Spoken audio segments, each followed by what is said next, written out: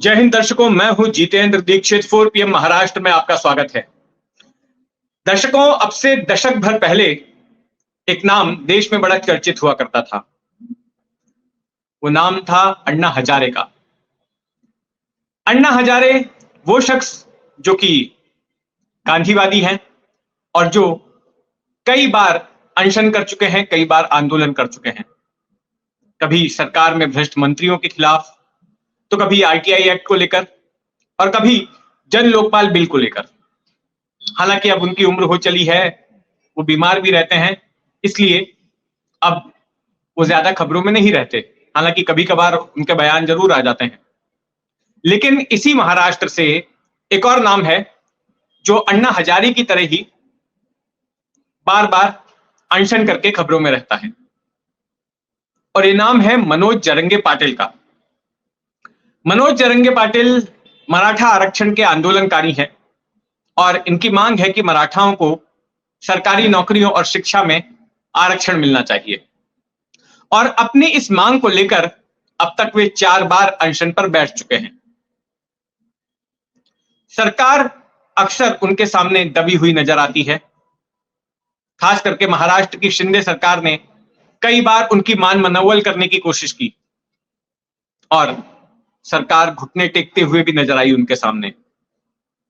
और ये मनोज जरंगे पाटिल का ही दबाव था कि महाराष्ट्र सरकार को बीती 20 फरवरी को एक विशेष सत्र बुलाना पड़ा मराठाओं को आरक्षण देने के लिए, और जिसमें सरकार ने एक बिल पारित किया जिसके तहत मराठाओं को 10% आरक्षण देने का ऐलान किया गया।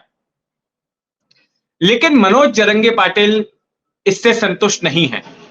मनोज जरंगे पाटिल का कहना है कि मराठाओं को ओबीसी के कोटे से आरक्षण दिया जाना चाहिए, उनको कुंडी बताते हुए। और ना केवल ऐसे मराठाओं को यह आरक्षण मिले जिनके की निजामकालीन दस्तावेज हासिल हुए हैं, बल्कि उनके सगे संबंधियों को भी, जिनके दस्तावेज भले ही ना मिले हों, लेकिन अगर नाते रिश्तेदारों के डॉक्यूमेंट्स मिल गए हैं तो उनको भी आरक्षण दिया जाए। तो विशेष सत्र बुलाए जाने के बावजूद भी शिंदे सरकार की मुसीबत खत्म नहीं हुई। अब ओबीसी कोटे के तहत आरक्षण की मांग को लेकर मनोज जरंगे पाटिल ने फिर से आंदोलन का ऐलान किया है। और आज यानी कि 24 फरवरी को महाराष्ट्र में जगह जगह पर मराठा आंदोलनकारी सड़क पर उतरे हैं रास्ता रोको आंदोलन करने के लिए। हालांकि उनके आज के आंदोलन के खिलाफ बॉम्बे हाईकोर्ट में याचिका दायर की गई थी और बॉम्बे हाईकोर्ट ने काफी फटकार भी लगाई थी मनोज जरंगे पाटिल को। पहले उनका एजेंडा यह था कि सुबह 10 बजे से लेके 1 बजे तक आंदोलन करेंगे, लेकिन फिर हाईकोर्ट की फटकार के बाद जरंगे पाटिल ने समय बदल दिया और कहा कि 11 बजे से 1 बजे तक आंदोलन होगा। और ये इसलिए क्योंकि इस वक्त 12वीं कक्षा की बोर्ड की परीक्षाएं चल रही हैं, और ऐसे में अगर जगह जगह पर रास्ता जाम होगा, बसें नहीं चलेंगी, वाहन नहीं चलेंगे, तो आप समझ सकते हैं कि किस तरह की दिक्कत विद्यार्थियों को होगी, परीक्षार्थियों को होगी। उनकी साल भर की मेहनत का सवाल है, और अगर कहीं रास्ता जाम हो जाता है और वो अपने बोर्ड एग्जाम में नहीं पहुंच पाते हैं तो फिर उन पर क्या बीतेगी? उनका तो पर्चा छूट जाएगा। लेकिन मनोज जरंगे पाटिल का कहना है कि आज के दिन तो यह आंदोलन होके रहेगा।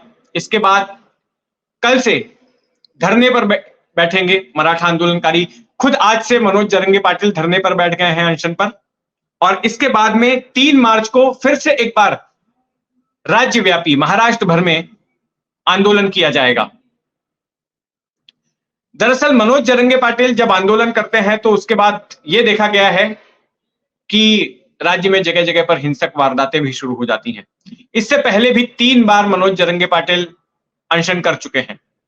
पहली बार अगस्त के आखिरी हफ्ते में किया था, फिर नवंबर में किया, और उसके बाद जनवरी में तो मोर्चा लेकर मुंबई की ओर निकले थे, लेकिन मुंबई के पड़ोसी शहर नवी मुंबई में ही उनको रुका दिया गया, जहां पर एकनाथ शिंदे पहुंचे और उनको ये भरोसा दिलाया गया कि सरकार नोटिफिकेशन जारी कर रही है कि जिन लोगों के मराठा डॉक्यूमेंट्स हासिल हुए हैं कुंभी होने के, उनको ओबीसी के तहत आरक्षण दे दिया जाएगा। ऐसा नोटिफिकेशन सरकार ने जारी किया। लेकिन मनोज जरंगे पाटिल का कहना है कि ऐसा कानून बनाया जाना चाहिए, और उस कानून के तहत ही उनको आरक्षण दिया जाना चाहिए। तो एक तो ये मांग हुई। दूसरा उनका कहना था कि जो हिंसक वारदातों के दौरान आपराधिक मामले दर्ज किए गए, उन आपराधिक मामलों को सरकार वापस ले। वो अब तक लिए नहीं गए हैं, हालांकि सरकार ने भरोसा जरूर दिलाया। तो ये भी एक मांग है। अब सरकार के सामने दिक्कत यह है कि सरकार की एक तरफ कुआं है तो दूसरी तरफ खाई है। सरकार ने मराठाओं को 10% का अतिरिक्त आरक्षण तो दे दिया है, लेकिन सवाल ये उठता है कि क्या यह आरक्षण सुप्रीम कोर्ट में टिक पाएगा? क्योंकि सुप्रीम कोर्ट ने 90 के दशक में दिए हुए एक आदेश में यह कहा था कि 50% के ऊपर आरक्षण नहीं दिया जा सकता, और इसके लिए देखा कि कई राज्यों ने कुछ विशेष कारण बताए जिसके बाद ही उन्हें छूट मिली।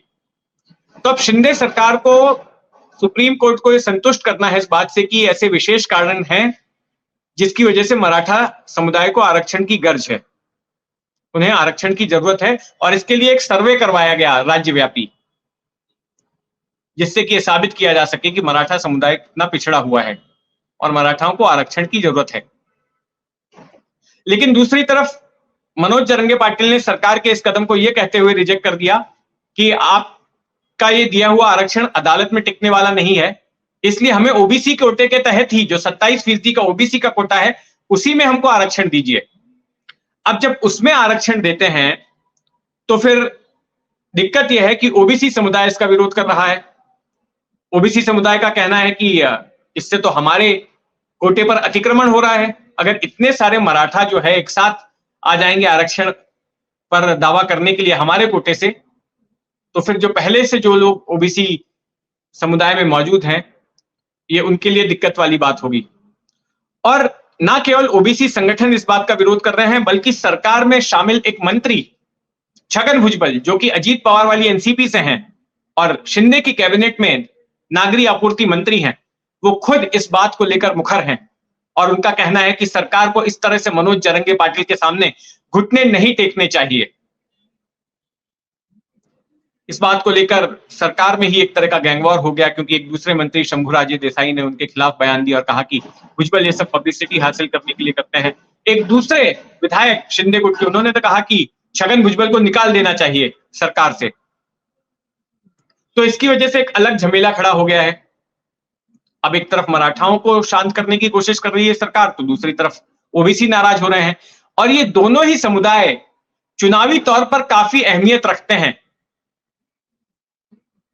दोनों समुदायों के बड़े पैमाने पर वोटर बेस हैं, और ऐसे में चुनावी साल में कोई भी राजनीतिक पार्टी इनकी नाराजगी मोल लेना वहन नहीं कर सकती।